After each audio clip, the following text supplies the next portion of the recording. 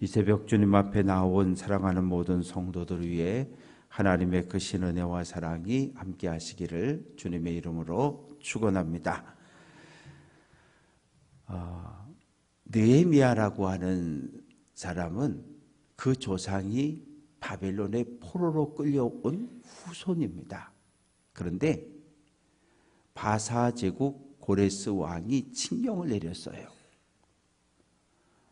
하늘의 하나님이 나에게, 이스라엘의 하나님이 나에게 이 땅의 모든 권세를 주셨다는 거예요. 이스라엘의 하나님은 살아계신 하나님이라는 거예요.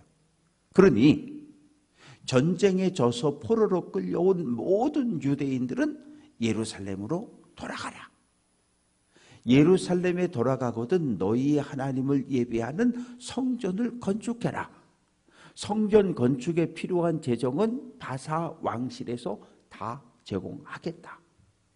그래서 1차, 2차, 3차에 걸쳐서 귀환이 시작이 되어집니다. 1차 포로 귀환 때 스룹바벨 총독을 중심으로 해서 대략 5만 명 정도가 돌아오게 되고, 그리고 오랜 세월이 지나서 2차 포로 귀환 때 에스라를 중심으로 해서 대략 한 1,800여 명이 돌아오게 되고, 그래서 1차, 2차 때 많은 사람들이 돌아갔는데 느헤미야는 돌아가지 않고 그냥 바사 제국에 남았어요. 그래서 어디까지 올라갔냐면 술 따르는 관원장. 술 따르는 관원장 그러면 우리는 그냥 음식, 이 한식, 양식 조리사 자격증이 있어서 음식 만들고 술 따르는 사람인가 보다 이렇게 생각하는데 그렇지 않아요. 우리 조선시대 드라마나 영화를 봐도 독살하는 이야기가 많이 나오잖아요. 음식에 독을 집어넣는. 그래서 이 궁녀들이 뭐 합니까? 은비녀 가지고 음식에 쿡쿡 찔러봐서 파랗게 꺼멓게 변하나 안 변하나 보잖아요. 이 술 맡은 관원장이라고 하는 것은 왕의 최측근이에요. 그래서 독살을 방지할 목적으로 포도주를 왕이 마시기 전에 먼저 마시는 사람입니다. 그 정도로 가장 신뢰하고 믿는 사람을 술 맡은 관원장을 세우는 거예요. 요즘 표현으로 하면 대통령실의 비서실장 정도의 아주 높은 관직입니다. 그런데 1차, 2차 포로 귀환이 끝났으니까 대략 시간이 150년이 지나갔어요. 150년.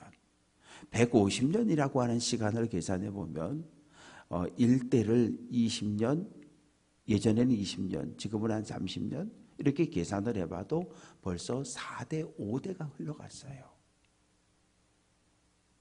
1대, 2대, 1대까지는 이 예루살렘의 영광을 보던 사람들인데 이들이 바벨론의 포로로 끌려와서 70년이 지났으니까 10대, 20대 끌려온 사람들이 나이가 80, 90이 넘었거든요. 그들은 이미 다 돌아갔어요. 그런데 느헤미야는 그냥 할아버지, 아버지로부터 우리 조상들은 예루살렘에 살았단다, 유다 땅에 살았단다, 하나님을 믿는 거룩한 백성이었단다. 그저 전해 들은 믿음이지요. 전해 들은 거예요. 예루살렘을 가본 적도 없고 뭐 본 적도 없고. 그런데 오늘 말씀 속에 보면 아닥사스다 왕 제20년 기슬월에 내가 수상궁에 있었다.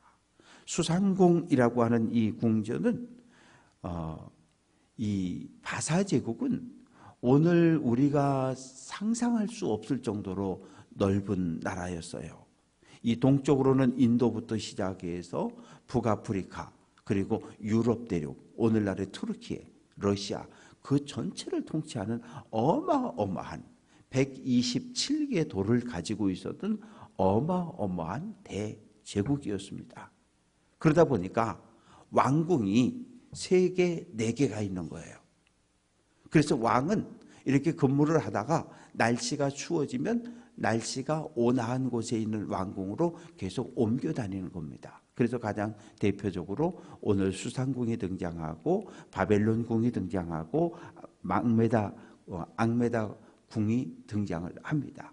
그래서 가서 따뜻한 지역에 가서 춥지도 덥지도 않은 지역에 가서 근무하다가 날씨가 변하면 또 옮기고 마침 수산공에는 왕이 없었어요. 다른 궁전에 가서 왕궁에 가서 정사를 보고 있었기 때문에 홀로 자리를 지키고 있을 때 유대에서 사람이 옵니다. 2절 내 형제 중 하나인 하나니. 하나니는 핏줄 동생이었어요. 두 사람이 함께 왔다는 거예요. 예루살렘에서 이 수산공까지 거리는 1400km입니다. 서울시청에서 부산시청까지 왔다 갔다를 2번 해야 되는 정말 먼 거리예요. 지금처럼 비행기가 있는 것도 아니고 고속전철이 있는 것도 아니고 자가용이 있는 것도 아니고 걸어서 와야 돼요. 3달, 4달을 걸어와야 합니다. 왔어요. 얼마나 반가웠겠어요. 그런데 이제 느헤미야가 궁금한 거예요. 고레스 왕의 칙령에 의해서 바벨론 땅에 살다가 바사제국에 살다가 풀려나서 예루살렘으로 돌아간 동족들의 근황이 궁금한 거예요. 그래서 오늘 말씀에는 2절 내가 그 사로잡힘을 면하고 남아있는 유다. 사로잡힘을 면했다라고 하는 것은 포로로 잡혀왔다가 풀려나서 예루살렘으로 돌아간 사람들을 사로잡힘을 면했다, 그렇게 표현하는 거예요. 포로되었다, 끌려왔다, 이건 수치예요. 예루살렘과 멀어졌다, 하나님과 관계가 끊어졌다는 거예요. 그래서 바벨론의 포로로 끌려온 사건을 수치로 이해하고 이 고레스 왕의 칙령에 의해서 다시 예루살렘으로 돌아간 것을 회복으로 이해를 하고 있는 겁니다. 환난을 당하고 능욕을 당한다. 그래서 깜짝 놀란 거예요. 그리고 3절 말씀 보면 큰 환난을 당하고 능욕을 받으며 예루살렘 성은 허물어지고 성문들은 불탔다. 2가지 소식을 들었는데 환난을 당한다는 거예요. 능욕을 당한다는 거예요. 한번 생각해 보세요. 70년 동안 예루살렘 유대인들이 살지 못했어요. 왜냐하면 1차 바벨론이 정복했을 때는 그 왕족하고 다니엘과 세 친구 정도만 이렇게 조금만 잡아갔거든요.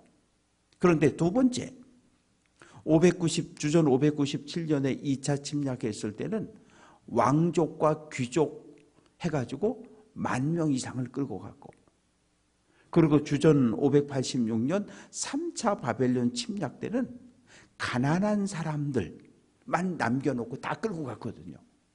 그러니 70년 동안 이 예루살렘에는 유대인이 거의 없었어요. 사마리아 사람들이 들어와 살고 암몬 사람이 들어와 살고 모압 사람들이 들어와 살고 완전히 이방인들의 천국이었습니다. 그렇게 살다가 70년 만에 들어오니까 내 집인데 집문서 여기 있어? 이거 내 땅인데 땅문서 여기 있어? 줘요? 안 주지요. 다툼이 벌어지고 논쟁이 벌어지고 법정의 소송이 벌어지고, 그리고 이놈들 힘도 없는 놈들이 까불어 대들어, 그리고 막 때리고 빼앗고, 그리고 조롱당하고. 야, 너네가 믿는 하나님이 얼마나 힘이 없었으면 그래 여기서 끌려가서 포로로 가서 바벨론 땅 가서 70년 살다 돌아온 주제에 부끄러운 줄 알아야지. 손가락질하고 조롱하고. 군대를 스스로 조직할 힘이 없어요. 그러니 이놈 저놈이 때리면 맞을 수밖에 없는 거고, 빼앗아 가면 빼앗기는 거고, 손가락질하면 손가락질 당하는 거고. 이것이 예루살렘으로 돌아온 귀한 자들의 삶이었어요. 바벨론 군대가 침략했을 때 예루살렘 성전을 약탈하고 불질렀고, 그리고 성벽을 헐어버렸고 성문을 불태워버렸어요. 성문과 성벽은 대단히 중요해요. 왜? 오늘날 우리 교회는 울타리가 있잖아요. 이 성벽이라고 하는 건 울타리예요. 울타리 안에 있으면 안전이 보장되는 거예요. 이 문이 대단히 중요해요. 우리 편은 들어오지만 적군은 들어오지 못하게 막는 거예요. 그래서 성을 공격할 땐 성문을 부시고 불태우고 성벽을 헐어버리는 거예요. 그런데 그냥 그 이야기를 들었어요. 들었는데 4절 말씀 보면 내가 이 말을 듣고 앉아서 울고 수일 동안 슬퍼하며 하늘의 하나님 앞에 금식하며 기도했다. 왕이 왕궁에 없었기 때문에 개인적인 시간을 가질 수 있었고 예루살렘의 이야기를 듣고 울기 시작한 거예요. 근데 사랑하는 성도 여러분, 이해가 됩니까? 150년 전 이야기인데 150년 전. 그리고 1차, 2차 포로 귀환자들이 돌아가서 살고 있다는데, 어려움을 당한다는데, 성벽은 불탔고 성문은 부셔진 채 그대로 남아 있다는데, 그 이야기를 듣고 막 우는 거예요. 우는 거예요. 지난 금요일 날 그 강원 CBS에서 목사님들 30분 정도가 춘천대첩이라는 다큐멘터리 영화를 봤어요. 우리 1950년 6월 25일, 26일, 27일 3일 72시간 동안 이 북한군을 남침을 막아냈던 그 전쟁에 승리한 아주 위대한 사건에 대한 기록을 쫙. 근데 그곳에는 학도병들이 나와요. 생존자들이. 당시에는 중학생이었고 고등학생이었고 여공이었고, 그 강북 우두동 쪽에 제사공장이 있어서 거기서 일하던 여공들이 나오고, 주먹밥을 만들고 수류탄을 들고 삼국대기로 옮겨다 주는 이런 이야기들. 제가 62년생이니까 저도 전쟁을 몰라요. 왜? 전쟁 경험한 적이 없으니까. 적어도 70세 이상, 80세, 90세가 되신 분들은 전쟁에 대한 기억이 남아 있어요. 만약에 우리 신 목사님이나 전도사님이 가서 춘천대첩을 보면 저보다 더 어려울 거예요. 공감하기가. 왜? 뭐 전쟁이라는 건 상상도 구경도 못 해봤으니까. 그런데 춘천대첩을 쫙 보는데 어느 순간 눈물이 나오고 가슴이 뭉클거리고, 내가 태어나기도 전에 이 땅에 이런 일이 있었고 이렇게 목숨을 걸고 나라와 민족을 구했던 사람들의 이야기가 쫙 진행이 되는 걸 보면서 내가 살아가는 오늘이 얼마나 소중한지, 내가 누리는 이 자유가 어떻게 나에게 주어졌는지 알게 되고 감사하는 거예요. 느헤미야의 마음이 그랬던 거예요. 나와 아무 상관없어요. 나는 이 바사 왕실에서 고위 관리로 잘 먹고 잘 살고 아무 문제 없이 살아요. 한 번도 가보지 못한 예루살렘, 그곳으로 돌아간 동족들의 이야기가 남의 이야기가 아니었던 거예요. 느헤미야는 나의 이야기로 받아들이고 있는 거예요. 그래서 울며 하나님 앞에 금식합니다. 곡기를 끊고. 나중에 왕이 돌아와서 보니까 얼굴이 수척해가지고 너 무슨 일 있니? 이렇게 물어볼 정도로. 왕 앞에 서는 사람은 얼굴 표정 관리를 잘해야 돼요. 늘 웃는 표정을 가지고. 그런데 근심이 가득, 마음에 근심이 가득하니까 그게 얼굴로 표현이 된 거죠. 그래서 너 무슨 일 있니? 왕의 질문을 받게 됩니다. 금식하며 기도하는데 죄를 고백하고 있는 거예요. 죄를 고백하는데 6절 말씀 보면 6절 끝부분에 나와 내 아버지 집이 범죄했다. 아니 150년 전, 200년 전에 살았던 조상들이 죄를 지었다고 이야기하면 되는데, 느헤미야는 나와 내 집, 나와 우리 조상들이, 이 조상들과 나를 동일시하면서 조상들이 지은 모든 죄를 곧 내 죄로 받아들이고 있는 거예요. 부모와 할아버지, 할머니의 이 고통을 나의 고통으로 느끼고 있는 거예요. 그들의 죄악을 나의 죄악으로 고백하고 있는 거예요. 무슨 죄를 지었다는 거예요? 하나님이 모세에게 주셨던 율법과 규례와 계명들을 지키지 않았다는 거예요. 말씀에 불순종했다는 거예요. 아담과 하와가 에덴 동산에서 선악을 알게 하는 나무의 열매를 먹지 말라고 명령했는데 그 말씀에 불순종함으로 죄를 지었던 것처럼 우리 조상들이 내 집이 하나님이 모세에게 주신 율법을 지키지 않았음을 고백해요. 내 죄로 내 가슴을 치는 거예요. 나는 잘못한 거 아무것도 없고 누가 이건 쉬워요. 그런데 모든 문제를 내 탓으로 내가 그러면서 8절과 9절에서 이야기해요. 이미 율법에 써 있거든요.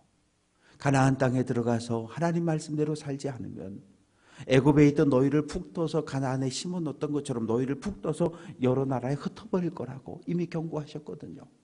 그러나 9절 만일 내게로 돌아와 내 계명을 지켜 행하면 회개하고 하나님께 돌이키면 내가 하늘 끝 땅 끝 어디에 있어도 너희를 가서 찾아오고 데려와서 어디로? 예루살렘으로 데려올 거라고 하는 그 약속을 지켜달라고 기도하는 거예요. 그걸 내가 기억한다는 거예요. 하나님 그렇게 약속하셨죠? 하나님 내가 그 약속을 기억해요. 그러니 이제 우리 민족을 다시 한번 예루살렘으로 돌아간 동족들에게 은혜를 베풀어 달라고 기도하고 있는 겁니다. 이제 시간이 흘러서 아닥사스다 왕이 왔어요. 내 얼굴에 무슨 근심이 있느냐라고 물어요. 두렵고 떨리는 마음으로 이야기를 합니다. 고향 소식을 들었습니다. 동생이 왔습니다. 성벽은 무너진 채, 성문은 불탄 채 그대로 있고 동족들이 돌아간 동족들이 고난당하고 어려움 당한다는 이야기를 듣고 내 마음이 아픕니다. 기슬월은 11월부터 12월입니다. 이 왕이 돌아왔을 때는 니산월이었어요. 3월에서 4월. 이때는 보리 추수하는 때예요. 보리 추수하게 되면 축제가 벌어지게 되고 왕은 그 연회에 참석했을 때 누군가 왕에게 와서 나에게 은혜를 베풀어 달라고 청하면 왕은 반드시 들어줘야 되는 관습이 있었어요. 마침 느헤미야가 그때 왕에게 부탁한 거예요. 나를 유대에 좀 보내달라. 예루살렘에 좀 갔다 오게 해달라. 가서 내가 성벽을 쌓고 성문을 만들어 달고 돌아올 수 있도록 나에게 은혜를 베풀어 달라고. 그래서 아닥사스다 왕이 느헤미야를 총독으로 임명해서 예루살렘으로 보내게 됩니다. 말씀을 정리합니다. 우리 민족의 역사를 보면 참 고난과 고통의 역사예요. 1000번 가까운 수많은 외침을 경험했던 나라. 고려시대 인구의 몽골의 침략으로 인해서 인구의 10분의 1인 40만 명이 포로로 노예로 끌려갔던 아픈 역사. 임진왜란과 계속되는 외란들로 인해서 수십만이 죽고 또한 노예로 종으로 끌려갔던 아픔이 있고, 일본에 끌려갔던 조선 사람들은 동남아 멀리는 유럽까지 노예 시장에 팔려나가는 이런 아픔이, 또한 일제시대 사할린 쪽 연해주 쪽에 살던 연해주에 살던 수십만의 동족들은 강제로 러시아 중앙아시아 쪽으로 강제로 끌려가서 지금도 그곳에서 그 후손들이 까레이스키라고 하는 이름으로 고려인이라고 하는 이름으로 살아가고 있는 이 이스라엘의 역사를 볼 때마다 우리 민족의 역사와 일치되는 모습들을 늘 보게 돼요. 그래서 오늘 이 아침 여러분들에게 나라와 민족을 위한 기도를 부탁을 드리려고 해요. 분단 70년, 80년 전쟁과 수많은 전투로 어마어마한 사람이 죽은 이 땅을 하나님 불쌍히 여겨달라고, 그리고 평화의 왕이신 예수 그리스도의 두 손 안에서 남과 북의 평화로운 통일이 오게 해달라고, 전후방을 지키는 50만 명의 군장병들 그리고 그 가족들을 지켜달라고, 러시아, 이스라엘 계속되는 전쟁으로 수많은 사람들이 죽어가고 있는데 이 땅에 그만 전쟁이 멈춰지게 해달라고 세 가지 기도의 제목을 드렸는데 우리 주여 세 번 부르고 자유롭게 기도하도록 하겠습니다.